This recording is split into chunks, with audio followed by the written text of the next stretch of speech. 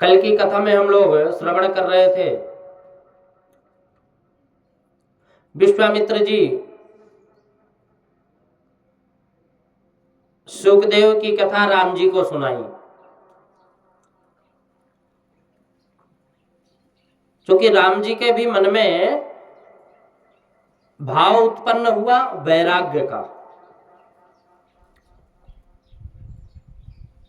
तो जैसे सुखदेव जी अपने पिता वेदव्यास जी के वचनों पे शंका कर रहे थे, विश्वास नहीं हुआ, फिर पिताजी ने महाराज जनक के पास भेजा, वैदेही जनक जी के पास।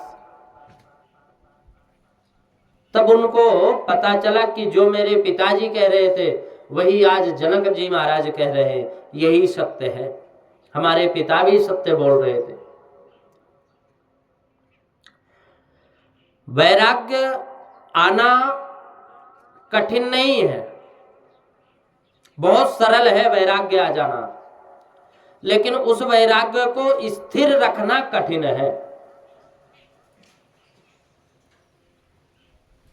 बुद्धि में स्थिर रखना कठिन है। थोड़े समय के लिए न जाने कितने लोग वैराग्यता धारण करते हैं मन में। जब कोई जाता है, शरीर छोड़ देता है, स्मशान में जब उसको लेकर के जाते हैं, उस समय क्षणिक वैराग्यता मन में आती, हर मनुष्य के मन में आती है कि अरे राम, ये कितना पढ़ा लिखा विद्वान था, कितना पैसे वाला था, कितनी बड़ी पोस्ट में था, लेकिन देखो कुछ भी नहीं रहा, कुछ भी साथ नहीं रहा, सब चला गया, बचता भी कुछ नहीं है। तो इसलिए उस समय जो वैराग्य आता है, समझते हैं उस समय कि अरे कुछ भी नहीं है, ये सब झूठा है संसार। तो ये जब समझते हैं तो वो वैराग्य आता है उस समय। वशिष्ठ जी का उपदेश है आज। पूर्व में महर्षि वशिष्ठ जी का उपदेश हुआ। वशिष्ठ जी ने रामचंद्र जी से कहा कि तुम क्या छोड़ना चाहते हो? तुम राजमहल छोड़ना चाहते हो, और राजमहल छोड़कर जंगल में जाओगे तो वहां भी तुम्हें छोटी सी झोपड़ी की आवश्यकता पड़ेगी। सुंदर वस्त्रों को फेंक दोगे, परंतु तुम्हें वहां लंगोटी की आवश्यकता पड़ेगी। उत्तम उत्तम व्यंजनों को छोड़ दोगे, परित्याग कर दोगे, तो भी वहां कंदमूल खाना ही पड़ेगा। तुम त्याग किसका करोगे? बहिरंग होकर किया हुआ त्याग सच्चा त्याग नहीं है, अंदर से त्याग करो। त्याग तो मन से करना होता है। अंतस्त्यागे बहिर्शरीरे। वशिष्ठ जी महाराज कहते हैं भगवान राम से कि अंतस्त्यागे बहिर्शरीरे लोके विहर राघवा, अंतरे को बहिर्नाना लोके विहर राघवा। त्याग मन से करना होता है। शरीर से तो मन की कल्पना है, मन नहीं तो संसार भी नहीं है, और मन है तो संसार है। मन एव मनुष्याणाम कारणम बंध मोक्षयो, बंधाय विषयासक्तम मुक्तम निर्विषयम स्मृतिम।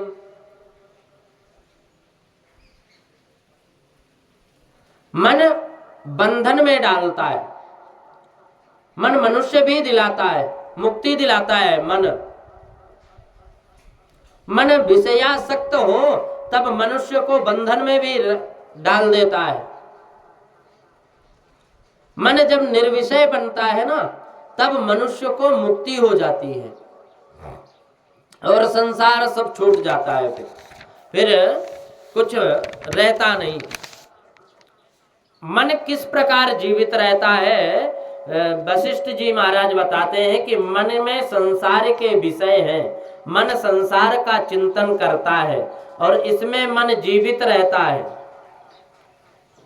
दीपक में तेल होता है ना, तब तक वह दीपक तो जलता है, और दीपक का तेल समाप्त हो जाता है जब, तो दीपक शांत हो जाता है। दीपक को शांत करने की यही युक्ति है कि दीपक में तेल ना डालो। अग्नि में लकड़ी कोयला डालना बंद कर दोगे तो अग्नि अपने आप शांत हो जाएगी। विषय मन में आते हैं और इसमें मन जीवित रहता है। इन विषयों का मन में आना बंद करोगे तो मन शांत हो जाएगा।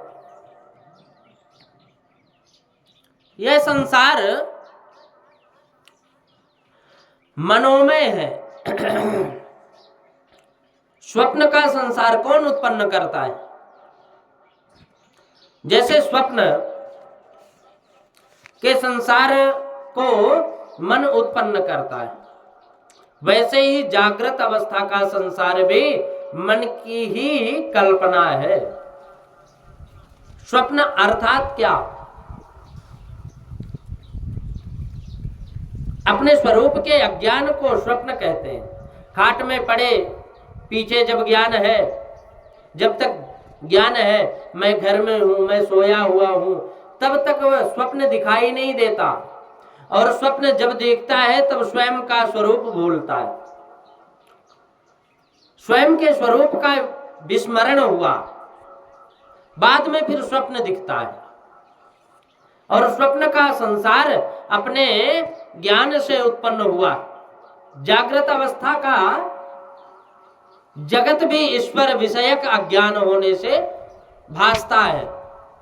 चारपाई पर जागने के बाद स्वप्न का संसार दिखता नहीं। जागने वाले को विश्वास हो जाता है कि मैं तो घर में ही हूं, चारपाई पर ही हूं, मैंने जो कुछ देखा यह सब झूठा है। स्वरूप का ज्ञान होने के बाद स्वप्न का संसार सुख अथवा दुख देता है नहीं। फिर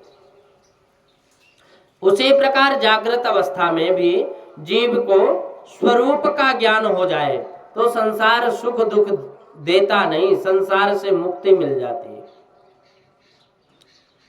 संसार से मुक्ति मिल जाती है। फिर आत्म स्वरूपवस्थानम मुक्तिरित्य विधेयते। आत्मा के ज्ञान सुख दुख अज्ञान से उत्पन्न हुए। सुख दुख मन के धर्म है। मन माने तो दुख है और मन ना माने तो कोई सुख नहीं। दुख सुख सत्य नहीं है, जैसा दुख सत्य नहीं और सुख भी सत्य नहीं है। सुख और दुख यदि सत्य हो तो इसका विनाश किसी भी दिन नहीं होगा। सुख खोटा है और दुख भी खोटा है। कल्पना करो कि किसी के घर पत्नी का मरण हो गया। यौवन में, युवावस्था में जिसकी पत्नी का मरण हो गया वह बहुत रोता है, बहुत दुखी होता है। परंतु 4-6 मास बीते अथवा ना बीते, धीरे धीरे वह दूसरे विवाह की बातें प्रारंभ कर देता है। तो पत्नी के मरण का दुख वह भूल जाता है। संसार में दुख सुख टिकता नहीं, वह अनित्य है, असत्य है, केवल मन की कल्पना मात्र है। आत्मा शुद्ध है, चेतन रूप है, अज्ञान रूप है। आत्मा को सुख नहीं, आत्मा को दुख नहीं। तुम आनंद स्वरूप हो, तुम मन नहीं, मन के साक्षी हो। मनुष्य इस प्रकार बोलता है कि मेरा मन बिगड़ गया। कोई ऐसा बोलता नहीं कि मैं बिगड़ गया। मनुष्य बोलता है कि मेरा मन चंचल हो गया, मेरे मन में पाप आया है। वह तुमको दिखाई दिया, वही तुम्हारा स्वरूप है। तुम पुरुष नहीं, तुम स्त्री नहीं, तुम स्त्री पुरुष से इतर भी नहीं। स्त्री पुरुष तत्वाद तो केवल देह भाव है। जब तक शरीर है तब तक स्त्री और पुरुष। आत्मा की कोई देह नहीं, कोई अवयव नहीं, कोई आत्मा अपूर्व है और पूर्ण है दृष्टा।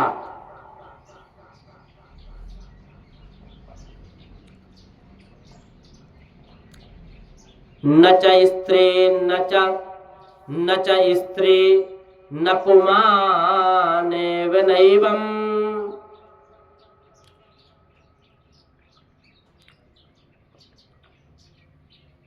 अपने स्वरूप को भूला है जो, और संसार के अभ्यास के कारण एक तत्व के अभिमान के कारण मन को हुए सुख दुखों का आरोप आत्मा अपने स्वरूप में करते हुए सुख दुख जैसा हो जाता है।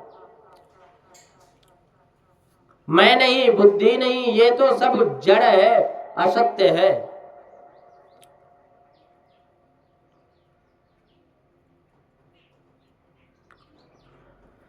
मैं चैतन्य हूं, सत्य हूं, शुद्ध हूं। राम जी को समझाते हैं वशिष्ठ जी महाराज। और ज्ञानी महापुरुष प्रारब्ध भोग कर पूरा करते हैं। वैष्णव जन भगवत इच्छा को मान कर देकर भगवत इच्छा से प्राप्त हुए व्यवहार को सेवकों से पूरा करवाते हैं, विवेक से पूरा करवाते हैं, बुद्धि से पूरा करवाते हैं। साधु पुरुष भी व्यवहार का काम करते हैं, परंतु व्यवहार का काम करने में से तत्व सावधान रहते हैं। मन में राग द्वेष आए नहीं। श्री रामचंद्र जी से ऋषि वशिष्ठ ने बताया रामचंद्र जी को कि यह सब खेल में मन किया करता है, संसार मनोमय है। संकल्प के संसार खड़ा हुआ है।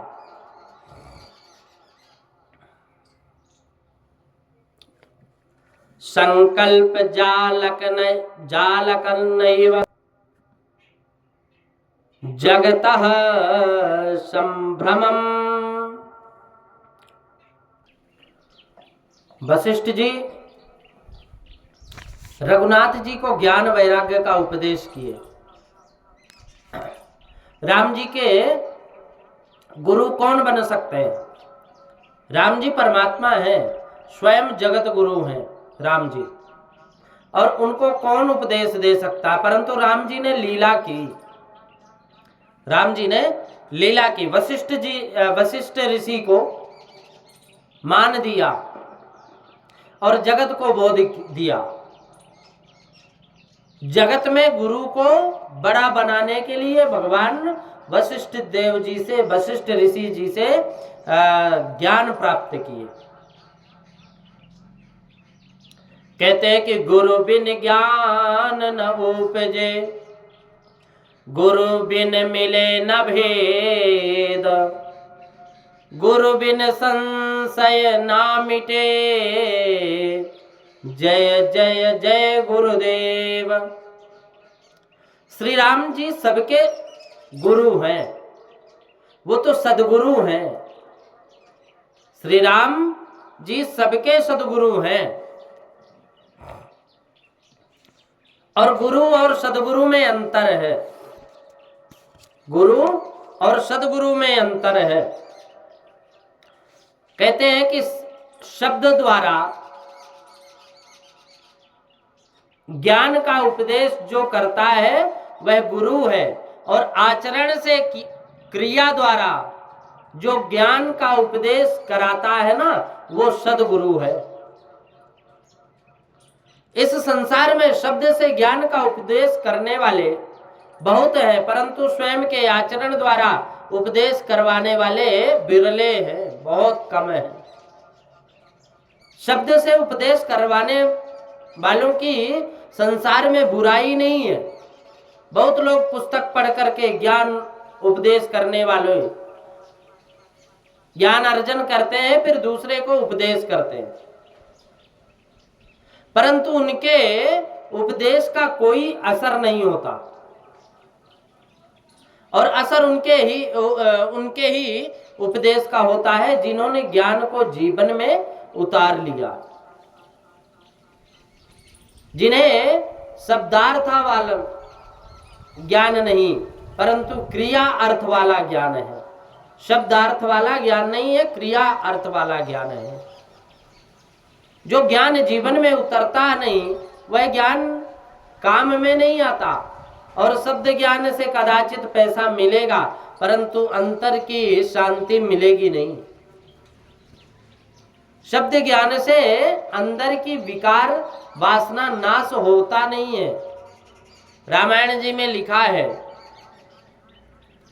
कि राम जी बहुत कम बोलते थे और एक वचनी है। राम जी बहुत व्याख्यान नहीं करते, बहुत कम बोलते हैं। राम जी बहुत कम बोलना राम जी को अच्छा लगता है। राम जी का उपदेश शब्दात्मक नहीं क्रियात्मक है। राम जी कहने से नहीं करके दिखाने वाले हैं। राम जी जगत में विचरते हैं, जगत को देखते हैं, जगत के साथ व्यवहार करते हैं। इनका समस्त व्यवहार ज्ञान और भक्ति से भरा हुआ है।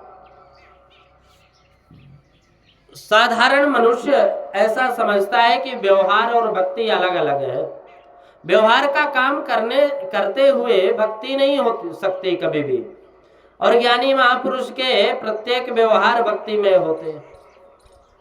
ज्ञानी महापुरुष ऐसा नहीं मानते कि अमुक समय भक्ति का है, अमुक समय व्यवहार का है। वे ऐसा मानते हैं कि भक्ति निरंतर की जाने योग्य है। उठते बैठते चलते फिरते रात्रि में चारपाई पर सोते सोते भक्ति करनी चाहिए। कैसे भी करो लेकिन भक्ति करनी चाहिए। और परमात्मा का नाम जप करते करते सो जाओ। चारपाई पर सोने के बाद धीरे धीरे जगत भूल पाता है। अब जगत के पूर्ण विस्मृति होने के बाद ही निद्रा आती है। निद्रा का आगमन हो उस क्षण तक परमात्मा का नाम स्मरण करो।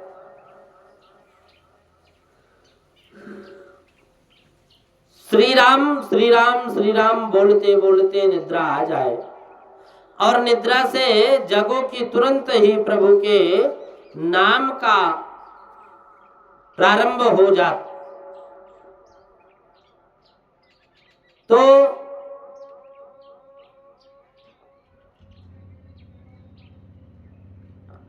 भगवान नित्य निरंतर भगवान का स्मरण करो। वैष्णव वह है जो प्रत्येक व्यवहार में परमात्मा का साथ रखता है। परमात्मा का साथ रखता है वो वैष्णव है।